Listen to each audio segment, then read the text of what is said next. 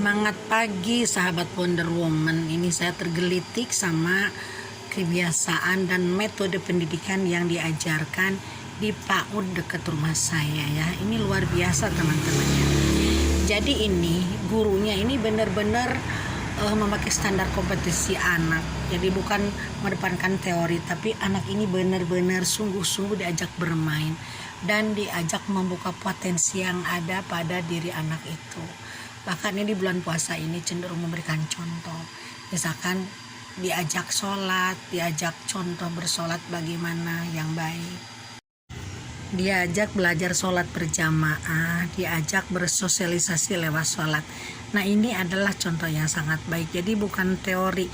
Nah ini semua sekolah sekarang seharusnya memang jangan berteori ria, tapi dengan berpraktek, mempraktekkan sesuatu yang memang diajarkan di sekolah. Dan jangan dipaksakan, harus sesuai dengan bakat dan minat anak teman-teman ya.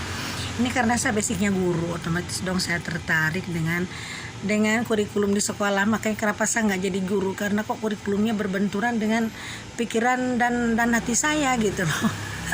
Bukan idealis, tapi saya memang punya tujuan mau bikin yayasan, bikin sekolah sendiri yang basic pendidikannya yaitu law of attraction, juga spiritual teman-teman ya. Jadi harus ada perubahan ke arah yang lebih baik dari dunia pendidikan ini, karena sekarang tidak butuh teori teman-teman. Karena kan teman-teman sekarang paham kan, apa yang diajarkan di sekolah itu sebenarnya tidak sesuai, tidak bisa dipraktekkan untuk di lapangan. Misalkan kita ada matematika rumus A misalkan, itu kan dalam kehidupan sehari-hari nggak ada praktek. Meskipun di pasar pun, contohnya saya pedagang, nggak ada itu yang pakai sistem matematis, tetap aja tambah, kurang, kali, kuadrat, paling gitu-gitu aja teman-teman ya. Nah jadi ini sangat baik sekali, mudah-mudahan ini dan seharusnya memang ditiru oleh sekolah-sekolah lain supaya anak ini tidak dipaksakan untuk belajar secara teori, hanya belajar nulis maca, nggak begitu, tapi praktek bersosialisasi antara teman dan teman, antara teman dan guru, antara teman dan orang tua, antara dia dan orang tua juga dilatih untuk berspiritual, hubungannya menjalin kebersamaan dan hubungan yang vertikal dengan Tuhan atau dengan Maha Kuasa. Ini adalah contoh terbaik teman-teman ya. Dan saya pun mengadakan observasi di sekolah ini ya. Jadi saya lihat dalam menerapkan ilmunya juga tidak ada paksaan untuk murid. Jadi murid itu dibiarkan aja mainan apa gitu yang dia sukai. Cuma memang diarahkan anak-anak tuh dipandu supaya bisa, supaya pandai, supaya nanti apa yang mainan dipegang sesuai dengan minat anak. Misalkan anak laki-laki cenderung untuk kuda-kudaan, anak perempuan cenderung untuk ayun-ayunan, suara motor lagi untuk masak-masakan. Nah jadi ini pendidikan ini sangat bagus teman-teman ya. Ini setengah homeschooling ini PAUD ini teman-teman ya. Ada sih pelajaran ngajinya, cuma pelajaran ngajinya juga tidak secara teoritis, tapi dipraktekkan. Bacaan-bacaan sholat, bacaan-bacaan doa sebelum tidur, bacaan doa sebelum makan. Ini secara konkret diajarkannya, tidak berdasarkan teori.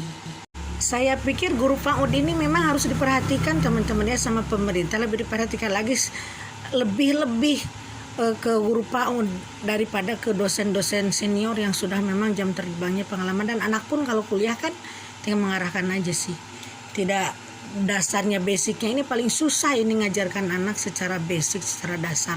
Karena di rumahnya anak mungkin biasanya nakal, biasanya sesukanya, dia biasanya main, dia biasa melawan orang tua. Di sini dibentuk karakternya di sekolah seperti ini, di PAUD ini. Jadi homeschooling ini bagus banget dipadukan dengan keagamaan teman-teman ya. Yuk nanti kita teman-teman mungkin ada pengalaman nih yang punya anak balita terutama. Pengalamannya apa sih di sekolah dan pendapatnya apa sih, seharusnya seperti apa gitu. Ya saya harap sih ada pandangan teman-teman mengenai sekolah prasekolah ya, antara 4 tahun sampai 6 tahun, karena saya sendiri bermaksud membuka sebuah yayasan pendidikan yang basicnya law of attraction, hukum alam semesta, juga mengenai spiritual dasar-dasarnya. Semoga saja dari YouTube ini dibaca sama unsur pemerintah ya, kalau bisa di-share teman-teman ya ke Facebook atau kemanapun yang memang kira-kira berguna, karena memang anak-anak ini harus sekarang diajarkan hal-hal yang praktis, terutama anak usia emas, generasi emas 0 sampai 7 tahun. Karena kalau teori dipaksakan untuk anak seperti ini pemerkosaan kebebasan artinya teman-teman ya, dan melanggar hak-hak asasi anak-anak. Jadi anak-anak yang mestinya harusnya usia bermain tapi dipaksakan harus belajar teori ini, teori itu, kelahiran Gajah Mada tahun sekian di mana, di anu. Sebenarnya nggak usah detail seperti itu, cuma harus diajarkan secara psikologis, namanya keagamaan, namanya sejarah itu seperti apa, supaya anak-anak sering mengerti sejarah, dan sejarah ini harus dikaji secara mendalam dan harus diterapkan, harus diamalkan, diterapkan terutamanya ke anak-anak, anak didik pada usia dini, biar mereka mengerti sejarah bangsa, biar mereka ada rasa tanggung jawab terhadap negerinya sendiri, terhadap orang, terhadap masyarakat, terhadap negaranya juga. Jadi nanti dia kalau tumbuh akan jadi negarawan sejati teman-teman ya. Ya teman-teman, kita sekarang sharing ya di kolom komentar gimana sih cara mendidik anak yang baik sebenarnya di usia emas, terutama ya di usia PAUD 0 sampai 7 tahun teman-teman ya. Karena saya sendiri banyak sekali hal-hal yang benturan dengan hati saya, dengan nurani saya terutama ya. Karena pendidikan dasar ini harusnya memang dibahas dan harus memang dikelola dengan baik dan bijak, terutama oleh orang-orang yang mengerti dan paham tentang psikologi anak. Jadi harus melibatkan psikolog anak teman-teman ya. Jadi tidak sembarangan asal-asalan aja, terutama untuk bapak-bapak menteri yang berkepentingan juga terhadap perkembangan anak didik di Indonesia. Jadi seharusnya memang ada revisi yang lebih baik. Jadi ini kedepankan praktek yang sangat praktis terutama ya untuk anak-anak di usia generasi emas ini. Ajarin aja seperti menyanyi, berkebun, beragama, tegur sapa gitu. Ini kan lebih bagus daripada teori-teori yang hanya mengedepankan berhitung, menulis. Nggak usah sih, saya tidak setuju dengan hal itu teman-teman ya. Mudah-mudahan teman-teman di sini banyak yang pikirannya sama dengan saya teman-teman ya. Begitupun orang tua anak teman-teman ya, jangan hanya mengadakan ibu guru di sekolah, itu kan beban bu guru banyak, muridnya pun banyak, paling di sekolah pun hanya beberapa jam. Tapi di rumah lebih penting lagi, terutama nih anak-anak. Kalau misalnya kita melarang, anak-anak sini nah jangan nonton TV, sementara orang tuanya malah nonton drakor, nonton telenovela, nonton bola terus depan anak. Itu kan bukan memberikan contoh. Memberikan contoh itu ya orang tuanya juga dimulai dari orang tuanya sendiri. Kalau sih alhamdulillah udah 30 tahun lebih saya nggak nonton TV teman-teman ya. Tapi meskipun begitu tetap anak saya nonton TV, tapi itu pun yang sifatnya edukatif, mainan ya.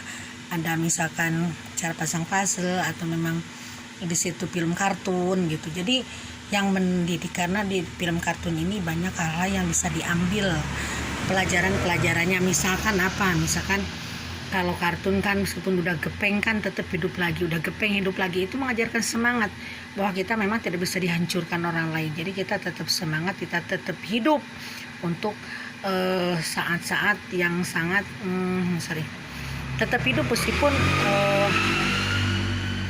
orang-orang menindas kita gitu. Jadi tetap semangatnya semangat yang tinggi, semangat yang bagus, semangat yang kita selalu positif. Nah makanya orang tua nih mengambil peran sangat penting di rumah ya. Jadi jangan sampai memberikan contoh yang jelek, terutama jangan pernah membentak, saling membentak orang tua dan orang tua, ibu dan bapak dan ibu. Bertengkar depan anak, wah itu udah sadowok teman-teman ya. Jadi anak ini nanti akan jadi dendam, sudah besarnya nanti anak-anak akan jadi pemarah, kalau tidak akan jadi penjahat. Jadi di depan anak nih kita benar-benar harus anak-anak itu harus ditulis dengan hal yang baik, harus berkasih sayang, dididik untuk bercinta kasih, dididik untuk memberi, dididik untuk saling toleransi, dididik untuk menghargai orang lain, dididik juga untuk saling tolong menolong itu penting. Jangan sampai kalau udah di sekolah nanti kan biasanya ada anak tuh yang cuek aja ya. Misalkan ada teman yang sakit atau ada temennya yang bermasalah, cuek aja. Nah jangan seperti begitu, itu kan didikan dari rumah. Nah kita sebagai orang tua peduli dari awal bahwa anak ini memang tanggung jawab kita sebagai orang tua terutama. Oke teman-teman, ini sharing saya mengenai ini pendidikan PAUD ya, mengenai pendidikan sekolah anak kecil. Oke sekian dulu, bye for now.